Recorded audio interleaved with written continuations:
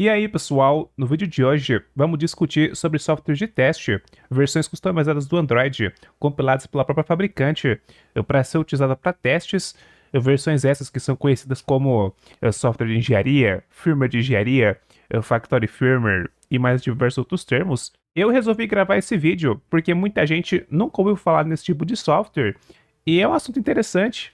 É meio que uma informação curiosa e que eu acho bacana conhecer um pouquinho sobre. Quando a gente compra um dispositivo Android, o dispositivo normalmente vem funcional, vem com o software da fabricante pré-instalado. Você compra um dispositivo da Xiaomi, vem com a HyperOS, você compra um dispositivo da Samsung, vem com aquela One UI e assim vai indo. Creio eu que todo mundo já sabe disso. Mas bem antes do seu dispositivo chegar nas suas mãos, o aparelho passa por um processo de fabricação. Lá na fábrica, todos os componentes, todas as peças do seu dispositivo, a tela, carcaça, câmera, botões, todos os componentes vão ser montados na fábrica para transformar um monte de peça no seu dispositivo. E normalmente, antes de um dispositivo sair da fábrica para poder ser comercializado, o aparelho tem que passar por uma sequência de testes para saber se os componentes não estão com nenhum defeito inicial ou algo do tipo. E pensa comigo, eu testar cada componente do aparelho com o software padrão da fabricante é meio complicado. Teria que fazer aquela configuração inicial, teria que configurar diversas coisas, instalar os aplicativos para conseguir fazer a sequência de testes. Cara, não seria tão interessante testar os componentes de um aparelho dessa maneira. Para facilitar as coisas, é comum a fabricante fazer a compilação de um software de testes. Um software que também é conhecido, né, como software de engenharia, como firmware de engenharia, factory firmware e mais diversos outros termos, que é basicamente uma versão do Android feita para testar o aparelho, sem configuração inicial e com vários aplicativos já pré-instalados e pronto para testar o dispositivo facilmente. Creio eu que muitos já devem ter até ficado meio curiosos, afinal, como será que é esse software de engenharia? E a realidade, pessoal, é que depende de cada dispositivo. Dispositivos podem ter configurações diferentes e dependendo os aplicativos, as ferramentas de teste que vão estar presentes no software de teste, no software de engenharia, pode variar de acordo com o aparelho.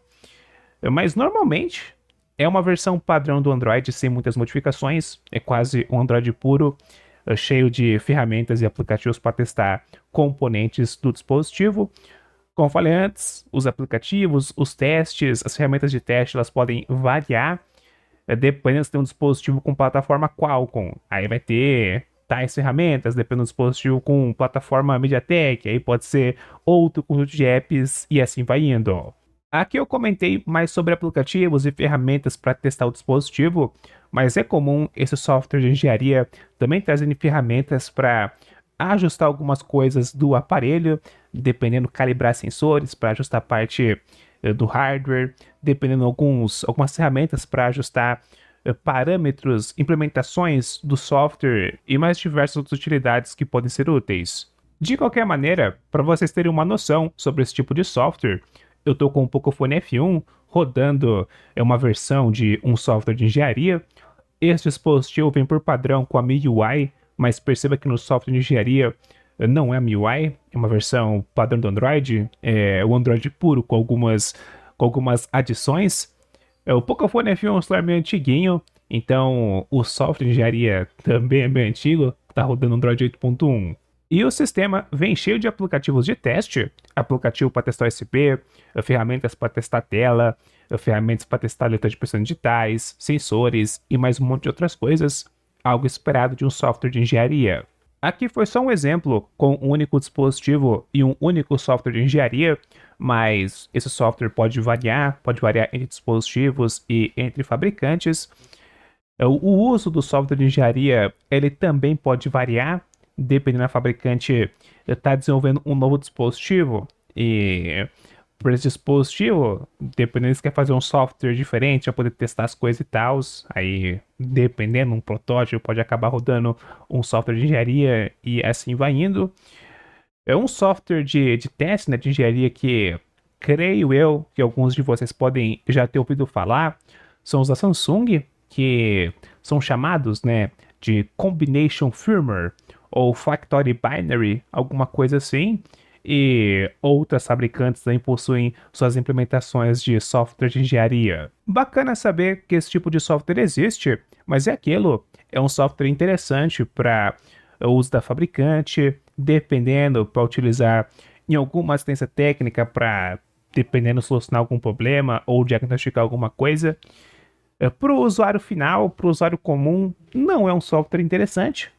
Por mais que esse software muitas das vezes rode uma versão padrão do Android, o pessoal pode achar que é uma versão mais leve, mas não se enganem, acontece que as versões de software de engenharia, elas costumam ser compilações Eng do Android, e são compilações mal otimizadas, são compilações que priorizam registros, que priorizam essa parte de depuração, e não tem a melhor otimização. E além disso, não está em dia com as implementações de segurança do Android. Então, não é um software interessante para o usuário final. Além de vir com um monte de aplicativo e ferramenta que, sejamos sinceros, o usuário comum normalmente não vai utilizar. Além disso, como é um software feito para testes e uso interno, a fabricante não costuma disponibilizar esse software, não costuma disponibilizar software de engenharia, e é totalmente entendível. O usuário comum, normalmente, esse tipo de software não tem utilidade para o usuário comum.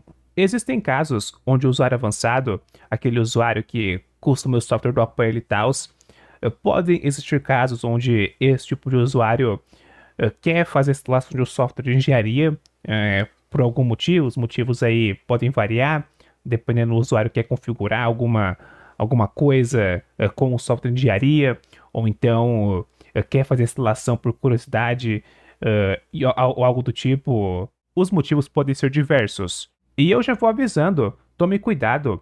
É comum software de engenharia escrever em mais partições do aparelho, inclusive escrever em até mais partições do que a própria ROM estoque daquele dispositivo.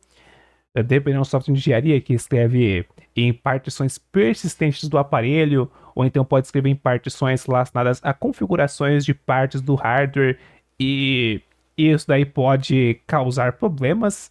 Então, pense duas vezes antes de fazer a instalação de um software de engenharia. Tem que ver as partes estão sendo flechadas e tal, senão você pode acabar tendo problemas aí tanto com a parte de hardware quanto com a parte de software. Depois você pode perder as certificações do dispositivo. Então, fiquem espertos, tomem, né, as devidas precauções.